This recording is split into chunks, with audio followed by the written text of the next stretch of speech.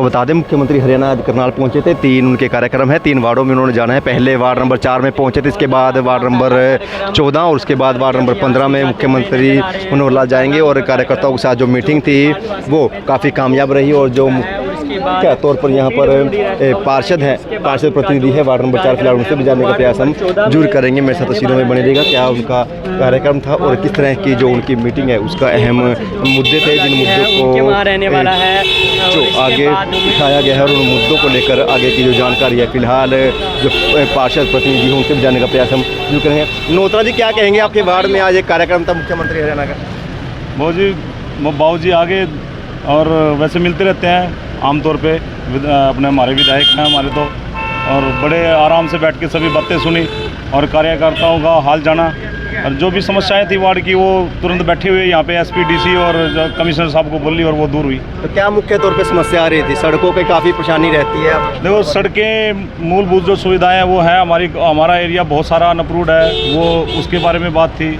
तो हमने सारी बातें खुल के अपने मनोहर लाल जी हमारे मुख्यमंत्री जी के सामने रखी। तो लगता है आमने सामने बात हुई है तो जल्दी सुनवाई भी होगी। बिल्कुल, हमारे विधायक जी ने, हमारे माननीय मुख्यमंत्री जी ने बिल्कुल आदेश किए और उन्होंने स्पेशल तौर पे फाइलें मंगाई हैं अप्रूव कराने के लिए। तो मेरे जी, आप अभी अंदर से देखा जाता है ज़्यादातर की फाइलें तो मंगवा ली जाती है लेकिन धरातल पर काम होता नहीं। देखिए, ऐसी बात नहीं है। हमारे मनोहर लाल जी ने बहुत सारी कॉलोनियाँ पहले अप्रूव की हैं, कुछ प्रोसेस होता है, उस प्रोसेस को चलने में थोड़ा समय लगता है और वो हो रहा है, प्रोसेस चल रहा है और बहुत जल्दी ये धरातल पे आएगा और कार्य भी बहुत तेज़ी से होंगे। तो रमेश जी, क्या कहेंगे आप? निश्चित रूप से क्या है कि आज वार्ड वाइज, जैसे माननीय मुख्यमंत्री जी वार्ड वाइज जाकर लोगों के संज्ञान में जो समस्याएं हैं वो ले रहे हैं, तो उसी प्रक्रिया के तहत आज वार्ड नंबर 4 के अंदर माननीय मुख्यमंत्री जी यहाँ पर पहुँचे और वार्ड के जो प्रमुख लोग थे, प्रमुख कार्यकर्ता थे, उन लोगों से जो भी उन लोगों की प्रॉब्लम थी, उनकी समस्याएं थी वो साझा की।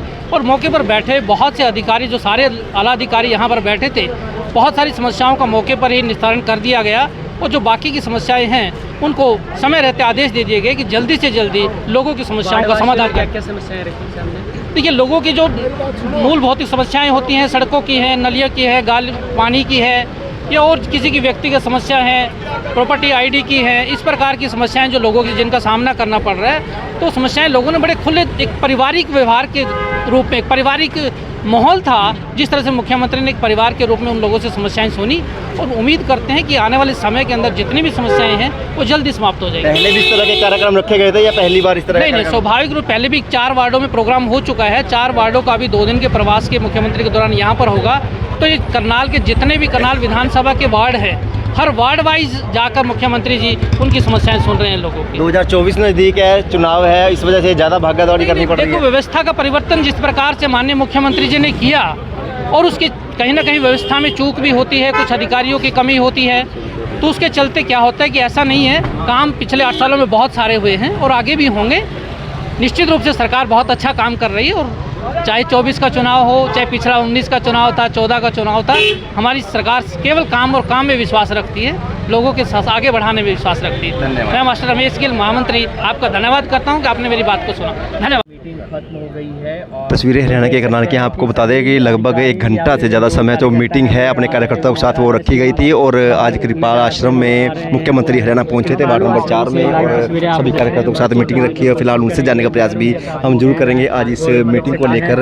मेरे साथ तस्वीरों में बने रहेगा, वीडियो को लाइक और शेयर जरूर करते हैं। मुख्यमंत्री हरियाणा क्या कुछ कहना चाहेंगे? थोड़ी सी नीचे रखना। सबसे पहले तो कल सायकाल जो 2 ट्रेन्स का जो टकराव होकर के आपस में जो एक बहुत ही भयंकर एक्सीडेंट हुआ, दुर्घटना हुई जिसमें लगभग 300 लोगों की जान चली गई, मैं उनके प्रति अपनी श्रद्धांजलि व्यक्त करता हूँ।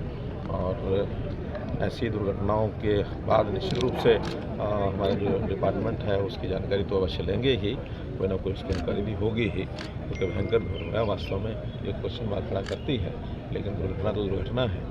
उनके जान चले जाने के बाद उनके प्रति श्रद्धांजलि और उनके सब परिवारों के लिए भी मैं प्रभु से प्रार्थना करता हूँ कि उनको ये। क्या हरियाणा के भी उसमें कुछ लोग? अभी तक जानकारी नहीं है, तो मिलेंगे तो बताएंगे।